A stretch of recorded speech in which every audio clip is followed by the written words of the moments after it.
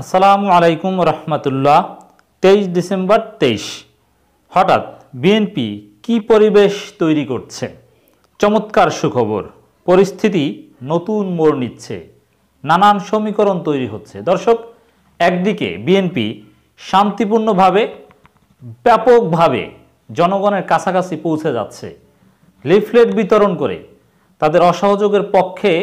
অসহযোগ কতটুকু হবে না হবে সেটা নিয়ে এখন কনফিউশন, বাট জনগণকে ভোট বর্জন করার একটা কঠিন বার্তা ম্যাসিভলি টপ টু বটম পৌঁছে দিতে সক্ষম হচ্ছে। হাটে বাজারে, গ্রামে গঞ্জে, পথে ঘাটে, বাসে, রিক্সায়, ভ্যানে, ট্রাকে, সব জায়গায়, সব শ্রেণীর মানুষের কাছে এতদিন যারা অনেকটা আত্মগোপনে ছিল তারাও অসংখ্য জায়গায় দেশব্যাপী লিফলেট বিতরণ করে জনগণের মধ্যে একটা সাড়া জাগাতে সক্ষম হচ্ছে। On the other hand, Awami লীগও নানান সমীকরণে সন্দেহ করছে। এখনও ওবায়দুল কাদের সাহেব নিজেই বলেছেন, আপনারা জানেন, অলরেডি বিশ্লেষণ করেছি, যে আবারও 111 টাইপের কোনো কিছু ষড়যন্ত্র হচ্ছে বলে দাবি করেছেন। আবার পিটার হাস দিল্লিতে গিয়েছেন, বিএনপির মধ্যে একটু আত্মবিশ্বাসও বটে। তো এই সব মিলিয়ে আসলে বিএনপির জন্য চমৎকার সুখবর। আমি মনে করি নির্বাচন যদি হয়েও যায়, তারপরও সরকারের যে পরিকল্পনা ভোটাধিকার টার্ন আউট রেটটা ভালো দেখানো, সেটা পারবে না। এবং জাতিসংঘ তো তাকিয়ে আছে, আন্তর্জাতিক সম্প্রদায় তাকিয়ে আছে, যুক্তরাষ্ট্র তাকিয়ে আছে। নির্বাচনের পর তারা নির্বাচনকে বৈধতা দিবে না। তো এতে মোটের উপর আবার দেশে অসহযোগ আন্দোলন ঘোষণা করাটাই কিন্তু বিদেশিদের কাছে একটা নেতিবাচক বিষয়। বাস্তবে কতটুকু হয় সেটা পরের বিষয়। এজন্য নানান সমীকরণ তৈরি হচ্ছে, পরিস্থিতি নতুন মোড় নিচ্ছে, এটাও ঠিক। এবং বিএনপির অনেক কিছুতেই আশাবাদ হওয়ার দিক রয়েছে বলে মনে করি। বিশেষ করে জনগণকে যেভাবে জাগাতে পারছেন, জনগণকে যেভাবে বার্তা দিতে পারছেন, এটা ভেরি সিগনিফিক্যান্ট বলে মনে করি। আজকে 23 ডিসেম্বর বিএনপি আসলে বিএনপিময় একটা দিন ছিল, জামাতময় একটা দিন ছিল। আওয়ামী লীগ নির্বাচনী প্রচারণা তেমন জমাতে পারছে না, বরং তারা কিছু মিছিল করছে, আর স্বতন্ত্র বা ইগল ভার্সেস আওয়ামী লীগ কয়েক জায়গায় মারামারি করছে। এছাড়া আলাদাভাবে জনগণের কাছে তেমন সাড়া জাগাতে পারছে না। তার চাইতে বরং বিএনপি বেশি সাড়া জাগাতে পারছে, আমরা যেটা দেখতে পাচ্ছি। দর্শক, এই লিফলেট বিতরণের মতো অহিংস শতভাগ শান্তিপূর্ণ কর্মসূচিতেও বাধা দেওয়ার মতো ঘটনা আমরা দেখেছি। রাঙামাটিতে বিএনপি লিফলেট বিতরণ কর্মসূচিতে পুলিশের বাধার খবর আমরা পেয়েছি। দর্শক, আমরা দেখতে পাচ্ছি খবরে, রাঙামাটিতে বিএনপি নির্বাচন বর্জন ও অসহযোগ আন্দোলনের লিফলেট বিতরণ কর্মসূচিতে পুলিশ বাধা দিয়েছে বলে অভিযোগ করেছেন দলটির নেতারা। কেন্দ্রঘোষিত কর্মসূচির অংশ হিসেবে শনিবার বেলা 11টায় দলীয় কার্যালয় থেকে লিফলেট বিতরণ শুরু করেন বিএনপি ও সহযোগী সংগঠনের নেতাকর্মীরা। বিএনপি নেতাকর্মীদের অভিযোগ, লিফলেট বিতরণে এক পর্যায়ে শহরের বনরূপ এলাকায় গেলে পুলিশ তাতে বাধা দেয়। পরে তারা সেখান থেকে দলীয় কার্যালয়ে এসে কর্মসূচি শেষ করেন। বিএনপি শতভাগ শান্তিপূর্ণ ক্যারেক্টার বজায় রাখতে সক্ষম হয়েছে। দেখেন, নির্বাচনী প্রচার প্রচারণার সময় ইসির নির্দেশনা অনুযায়ী রাজনৈতিক সভা সমাবেশ করার ক্ষেত্রে নিষেধাজ্ঞা আছে, মেনে নিলাম, কিন্তু লিফলেট বিতরণ করার ক্ষেত্রেও কি নিষেধাজ্ঞা আছে? মানে লিফলেট বিতরণ করা যাবে না নাকি? মানে কোন পর্যায়ে গিয়েছে দেখতে পাচ্ছেন। দিন শেষে দেখা যাবে এই যে পুলিশের এই জোর জবরদস্তি, তাতে জনগণ ভোট দানে আরও বেশি নিরুৎসাহিত হবে।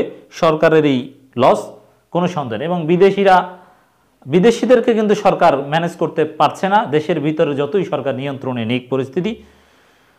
যাই হোক, বিএনপির নেতারা কঠিন সমালোচনা করেছেন এবং সরকারের এই আচরণের তীব্র নিন্দা প্রতিবাদ জানিয়েছেন, নানান কথাবার্তা বলেছেন। দর্শক, রাজধানীর রামপুরা শাহজাহানপুর এলাকায় নির্বাচন বর্জনে বিএনপি লিফলেট বিতরণ, এটাও দেশব্যাপী সাড়া জাগিয়েছে আলাদাভাবে। এ সময় জনগণ ও দেশপ্রেমিক ভোটারদের প্রতি আহ্বান জানিয়ে রুহুল কবির রিজভী বলেন, রুহুল কবির রিজভী নিজেই মাঠে নেমে গিয়েছেন লিফলেট নিয়ে। আপনারা আসন্ন 7 জানুয়ারি নির্বাচনে কেউ ভোট কেন্দ্রে যাবেন না, সাফ বার্তা জনগণকে। অন্য কেউ যেতে না বলুন, আপনারা এই নির্বাচন বর্জন করুন। আজকে অবৈধ আওয়ামী লীগ সরকার সম্পূর্ণ গায়ের জোরে রাষ্ট্রযন্ত্রকে ব্যবহার করার মাধ্যমে বিরোধী দল ছাড়া একতরফা নির্বাচনের আয়োজন করেছে। ইতিমধ্যেই নির্বাচনে আওয়ামী লীগের প্রার্থী, ডামি প্রার্থী, স্বতন্ত্র প্রার্থী নিজেরাই সহিংসতা ঘটাচ্ছে। এটা সরকারের বাকি পরিকল্পনা ব্যর্থ করছে, নিজেরা সহিংসতা, এবং এটা বাড়ছে, এটা কন্ট্রোল করতে পারবে না। দিন যত সামনে যাবে, এমনকি নির্বাচনের দিন যত ঘনিয়ে আসবে, এই ডামি প্রার্থী আর আসল প্রার্থীর মধ্যে দেখবেন যে গ্যাঞ্জাম, মারামারি এগুলো বাড়ছে। এবং প্রতিনিয়ত নিউজ পেপারে নিউজ একটাই, অন্য নিউজ তেমন গুরুত্বের সাথে আসে না, যে আওয়ামী লীগ আর ডামি প্রার্থী মারামারি। ডামি প্রার্থী নামটাও চমৎকার হয়েছে, এই জন্য নির্বাচনকেও ডামি নির্বাচন হিসেবে অনেকে আখ্যায়িত করছে। এবং একই সাথে ফের রুহুল কবির রিজভী বিএনপির যে নতুন ধারার রাজনীতি, প্রকাশ্যে ভারত বিরোধিতার রাজনীতি, ভারতের আধিপত্যবাদ বিরোধিতার রাজনীতি, এটা মাঠেও সেই বার্তা বিএনপি দেওয়ার চেষ্টা করছেন। এখানে স্পষ্ট বলেছেন যে পাতানো নির্বাচনের দ্বারায় আওয়ামী লীগ ক্ষমতায় থাকতে প্রতিবেশী দেশের মানে ভারত সহযোগিতা নিয়ে বাংলাদেশের জনমতকে বৃদ্ধাঙ্গুলি দেখাচ্ছে, যা একটি স্বাধীন সার্বভৌম বাংলাদেশের জন্য অত্যন্ত লজ্জাজনক। কিন্তু দেশের মানুষ ও গণতান্ত্রিক বিশ্ব জেনে গেছে শেখ হাসিনা প্রহসনের নির্বাচন করছেন, যেটা ইতিমধ্যেই দামি নির্বাচন হিসেবে উপাধি পেয়েছে, রুহুল কবির রিজভী বলেছেন। তো এখানে একটা বিষয় একেবারেই দিবালোকে স্পষ্ট হয়েছে দর্শক, ভারতের বিরুদ্ধে বিএনপি আগের যে কোনো সময়ের চাইতে সোচ্চার, বিএনপির শুভবুদ্ধির উদয় হয়েছে। দর্শক শুধু এখানেই না, ভোট বর্জন করতে বরিশালে, যেই বরিশালে কেন্দ্র ঘোষিত কোনো কর্মসূচি জমাতে পারছেন না, সেখানে বরিশালের বিভিন্ন ওয়ার্ডে ওয়ার্ডে, পাড়ায় পাড়ায়, মহল্লায় মহল্লায়, বাজারে বাজারে বিএনপির নেতাকর্মীরা দলে দলে বিভক্ত হয়ে ছাত্রদল, যুবদল, স্বেচ্ছাসেবক দল, যারা হরতাল অবরোধে মাঠে নামতে পারেনি, এতদিনে আত্মগোপনে ছিল, তারা অনেকেই লিফলেট বিতরণ করে সাড়া জাগিয়েছেন। বরিশাল নগরীতে অনেকগুলো পয়েন্টে তারা লিফলেট বিতরণ করতে সক্ষম হয়েছেন। 7 জানুয়ারি নির্বাচন রুখে দেওয়ার আহ্বান জানিয়েছেন বিএনপি নেতা, এটাও খুব গুরুত্ব পেয়েছে। বিএনপির ভাইস চেয়ারম্যান ও বাংলাদেশ সম্মিলিত পেশাজীবী পরিষদের আহ্বায়ক doctor Z M Zahid Hossain জনগণকে আগামী 7 জানুয়ারি নির্বাচন রুখে দেওয়ার আহ্বান জানিয়েছেন। এই নির্বাচনকে আওয়ামী লীগের তৈরি ডামি দল ও ডামি প্রার্থী নির্বাচন উল্লেখ করে তিনি জাতীয় প্রেস ক্লাবের সামনে ও পল্লবী এলাকায় ভোট বর্জনে একতরফা নির্বাচনের বাতিলের দাবিতে লিফলেট বিতরণকালে এই আহ্বান জানান। এখানে ইটস ভেরি ইম্পর্টেন্ট যে বিএনপি নেতারা রাজধানীর অতি গুরুত্বপূর্ণ জায়গাগুলোতে তারা লিফলেট বিতরণ করতে সক্ষম হয়েছে, মূল মূল জায়গাগুলোতে তারা যেতে পেরেছে।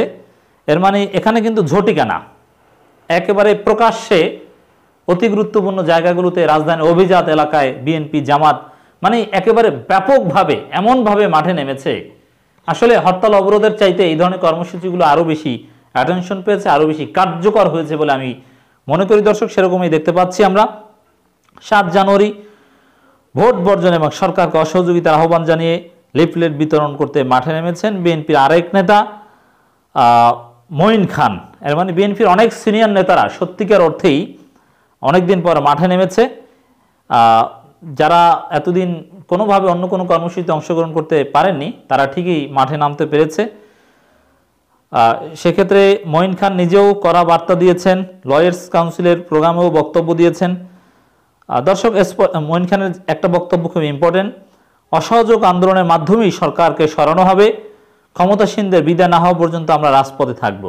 It's very important. অসহযোগ আন্দোলনের কার্যকারিতা, বাস্তবতা নিয়ে আমরা প্রশ্ন তুললেও বিএনপি এই অসহযোগকেই এখন মূল ইনস্ট্রুমেন্ট, মূল অস্ত্র হিসাবে দেখছে এই সরকারের বিরুদ্ধে আন্দোলন করার বা সরকারকে পরাজিত করার।